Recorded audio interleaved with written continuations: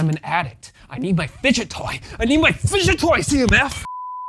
You might not have heard of CMF, but you've likely heard of their parent company, Nothing. I tend to think of CMF as Nothing's more quirky, colorful, and affordable cousin. They make a lot of the same things, from phones to wearables, and for the topic of this video, earbuds.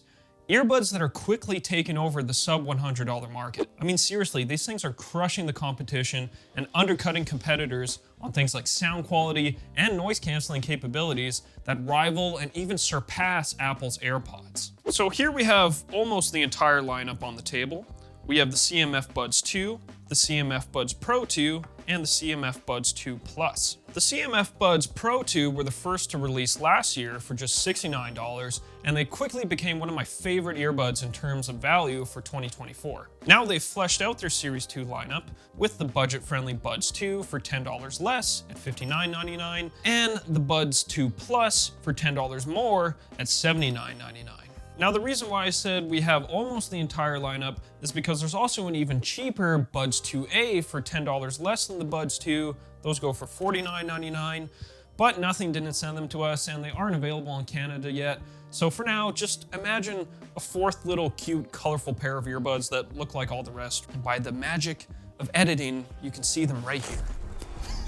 So looking at our lineup of 4 different CMF Buds in the 2 series here, there's a lot of earbuds here occupying the sub $100 space, and honestly there's not a lot of price or performance differences between them, but there are a few unique features that might be the deciding factor. So which one should you buy? Let's break it all down. So let's start with one of the biggest differences between these earbuds, and that's controls. Although they might all look the same, one of these earbuds is not like the other. Can you guess which one?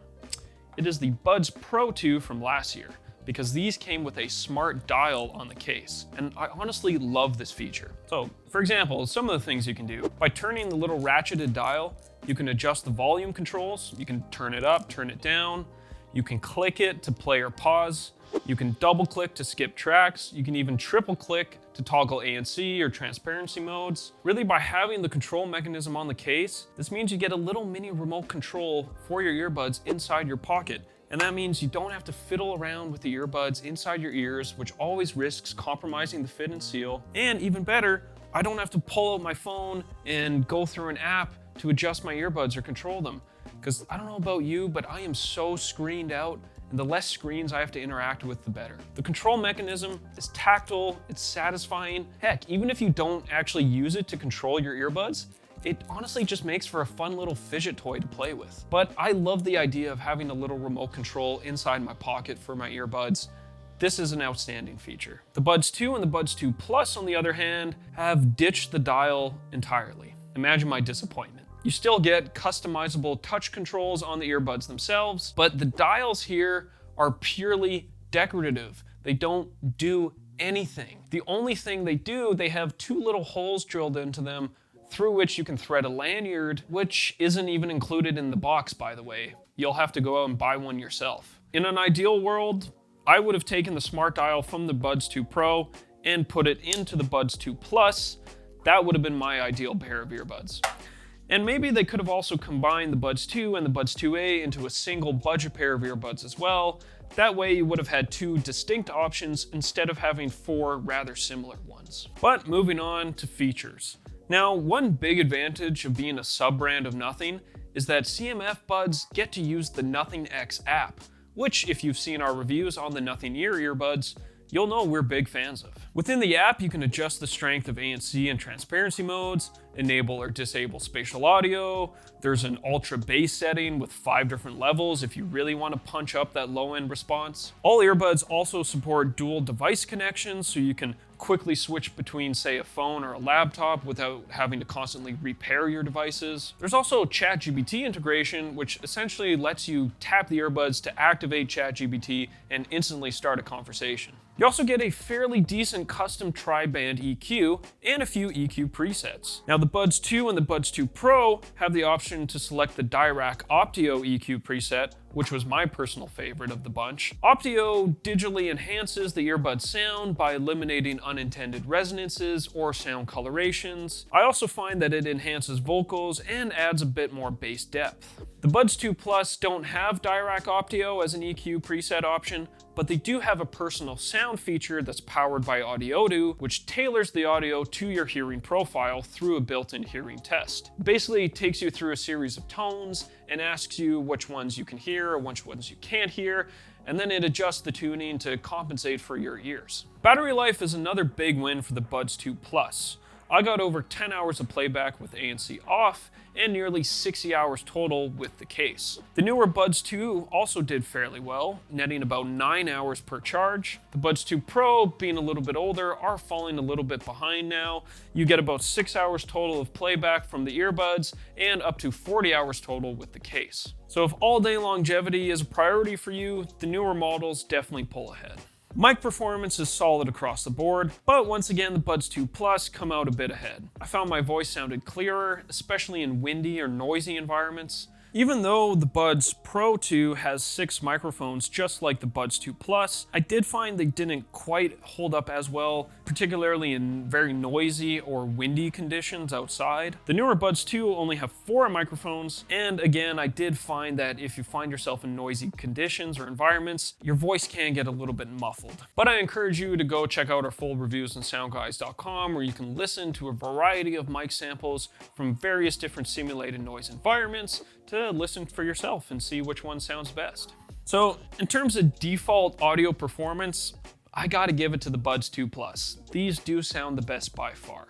And looking at the frequency response chart, you can see that they follow our house curve the most closely. They have a bit of bass emphasis, but not too much for my taste. The mids sound clear, the treble peaks aren't too high to sound too shrill to my ears. According to our MDAX results, they scored an impressive 4.8 overall on a 5-point scale, meaning most people will really enjoy how they sound out of the box. In particular, I want to highlight that they had near perfect scores for timbre, meaning they will have very good representation of the whole frequency spectrum. The newer Buds 2 also sound really good, especially for the price. There's a bit more bass emphasis than the 2 Plus, and some detail gets lost in the treble, but they're still better than most Buds within this price range, and they get an impressive overall MDAX score of 4.5.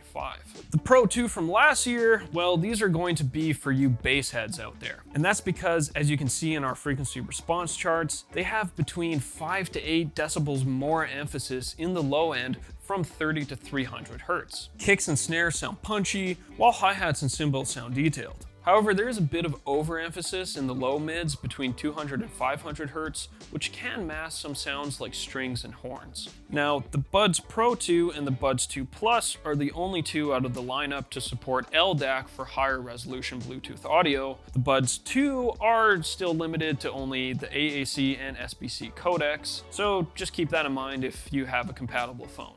On to ANC. Well, all 3 pairs actually have very good ANC for their price points. Although the differences are subtle, they are worth noting. The Buds 2 Plus are slightly better at blocking out high-pitched noise and overall ambient noise, while the Buds Pro 2 I found perform better in the low-end range, blocking out things like engine rumbles or bus noise. The Buds 2, the cheaper ones, are just a notch behind both, but still very effective for daily use. But just to put this all into perspective, I mean, just because you're not paying premium prices doesn't mean you're not getting really good noise cancellation. I mean, all of these earbuds attenuate the perceived loudness of outside noise by an average of over 80%. 81% for the Buds Pro 2, 82% for the Buds 2, and 83% for the Buds 2 Plus, and that 83% is on par with Apple's AirPods Pro 2. And all 3 of these are far better than AirPods 4 with ANC, which just blow them out of the water because those only had an average 53% attenuation. Keep in mind, all those earbuds cost several hundreds of dollars more. Just with that in mind,